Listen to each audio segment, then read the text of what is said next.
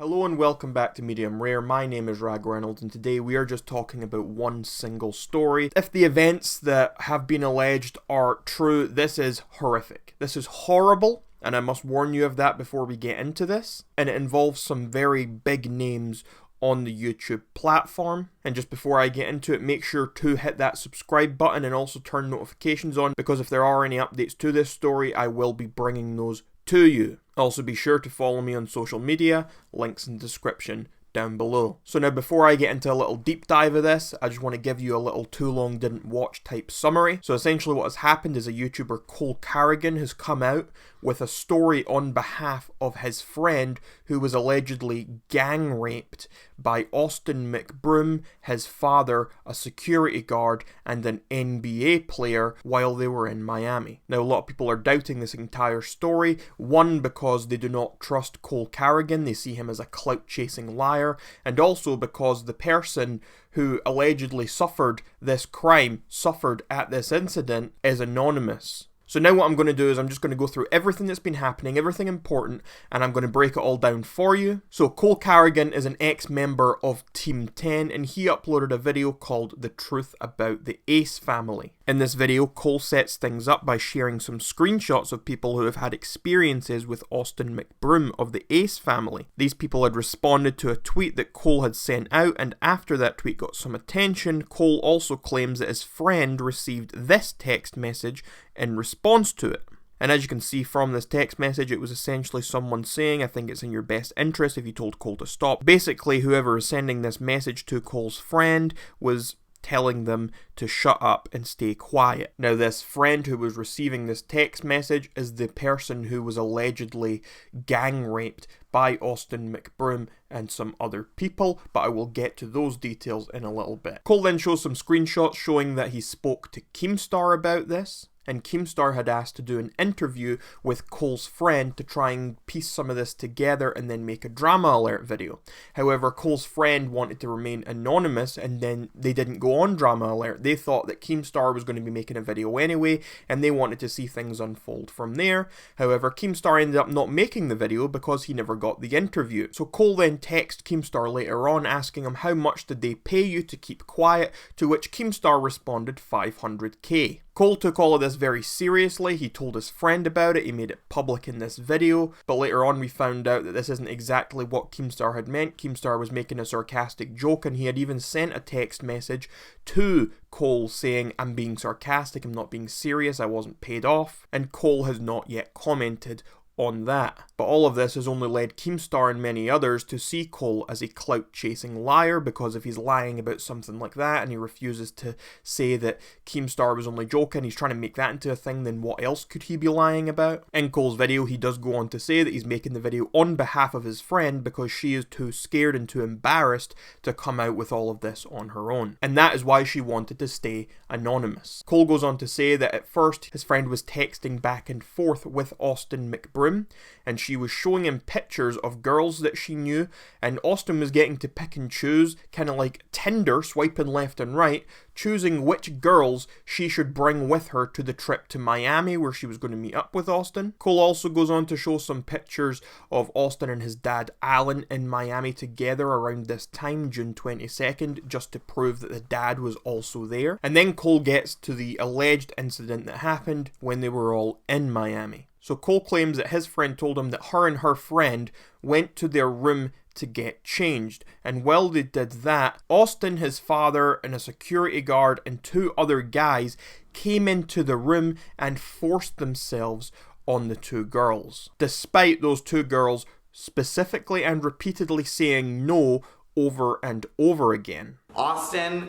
the security guard, the father, and two other guys came into their room. Obviously I don't have recordings that went down in the room, but my friend told me that she repeatedly said no multiple times, over and over and over, to the point where she started crying, begging them to stop. That's when they forced themselves in her. Cole then shows a screenshot that is allegedly from one of Austin's friends to the alleged victim here, and this was apparently within 3 hours after the alleged incident had taken place. In that time, the two girls were hiding in their room crying due to shame and trauma. Cole then goes on to show another text message. This time, this one's apparently between Cole's friend and her ex-boyfriend who lived in Miami.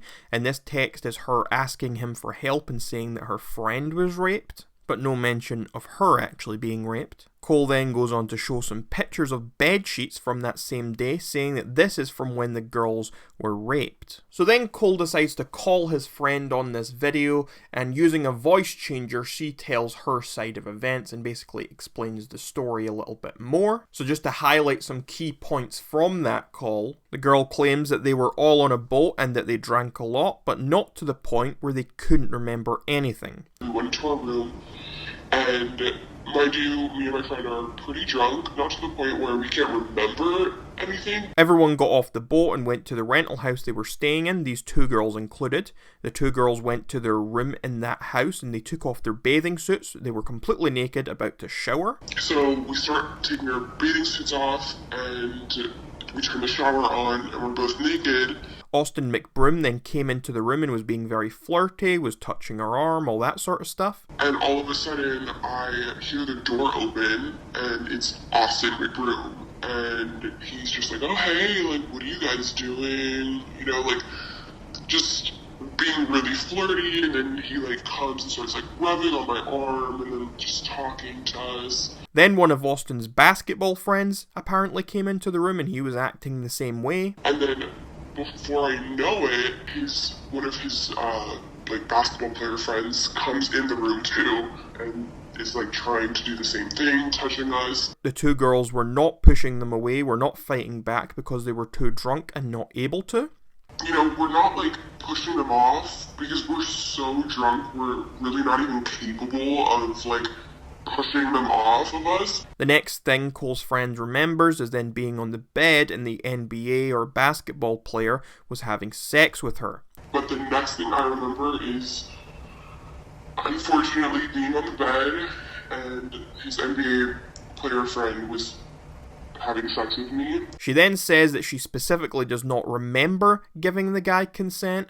I don't ever remember giving him consent to. However, you could argue that this is a big difference from the story Cole was telling a little bit earlier in the video, because he was saying that she specifically told him that her and her friend were saying no over and over again. They made it very clear that they said no, whereas this girl in her version of events is specifically saying that she doesn't remember giving consent, not that she actually said no. She then says that she remembers seeing Austin's dad, Alan, taking off his pants and having his penis in front of her face, intending for her to suck on it, which she says she did not do.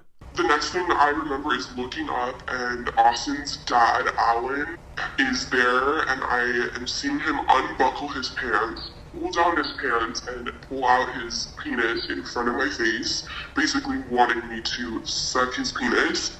I remember that I did not. Austin's security guard then comes in, and after that is when her friend starts hysterically crying, which then prompts all of the guys to leave the room. Austin's security guard ended up walking in after the dad walked in, and at that point I remember just getting up from the bed and walking into the bathroom to see what was up to. And all of a sudden, I hear her yelling no and screaming and crying. And all of the guys start rushing out of the room because my friend is literally hysterical, crying, sobbing. And that's pretty much the end of Cole's video. That's pretty much the majority of the information that we have. I think that's all the important points of what we've learned. So where do we go from here? Because it's a really tough spot. Technically, in the eyes of the law, there is no crime, because there is no victim.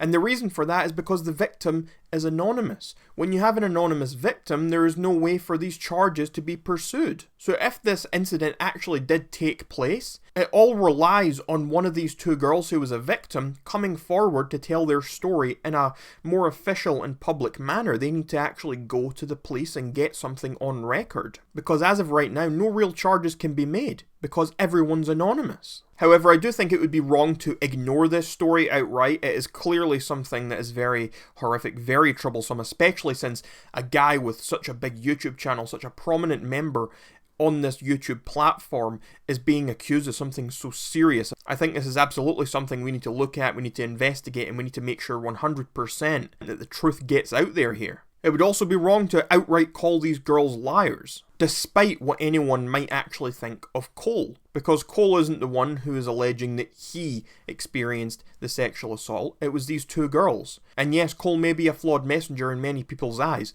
but that should not be transferred onto the image of these alleged victims. For me personally, I think some important first steps would be to kind of unmask one or two of these victims. At least one of them, I think, needs to come forward and tell her story in an official capacity, needs to go to the police and get this done properly, because without that, nothing can actually be filed. From there, I think it's important to establish that both this girl, or these girls, were in the same place as Austin McBroom on this same date, June 22nd. We need to make sure that these dates do line up, and we need to prove that they were in the same place at the same time. And again, it is very important that this gets filed with the police, because if not, this is just going to be a trial by public opinion on social media, which only fuels the likes of Keemstar and many other people who have expressed opinions about this just being Cole trying to clout chase. It also might be important to try and name this NBA player and also the security guard. We need to kind of know exactly who was there and what capacity they were involved. As of now, we know that Austin and his father were the ones who were allegedly there, and we know them by name, but we do not know the names of the other people. There are a lot of people who believe on social media that even if all this is true, Cole has messed it up due to jealousy and clout chasing. We saw Keemstar predict that he actually thinks the Ace family will get away with this even if guilty, because Cole has messed this up by handling it so terribly. I'm not going to sit here and outright say that Austin McBroom and his father are rapists. I'm not going to say that because I don't know that for 100% fact.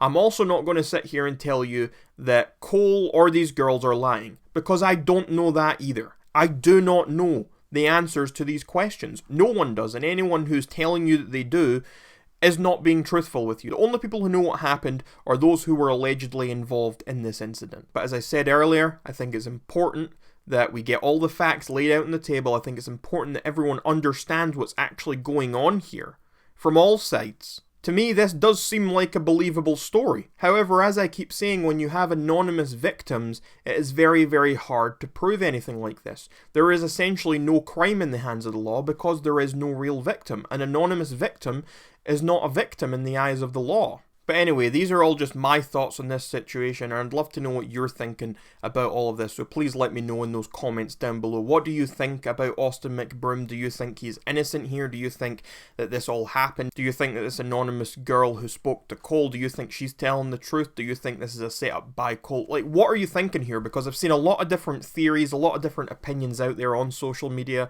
and I'd love to know what you guys think. But anyway, make sure you subscribe, leave a like. I will be posting updates to this story as they become available, so make sure you stick around for that, plus any other content I post. If you want to support my channel and the reporting of these sort of stories that I do here, I would encourage you to check out my Patreon, link in the description down below, as my videos are often demonetized.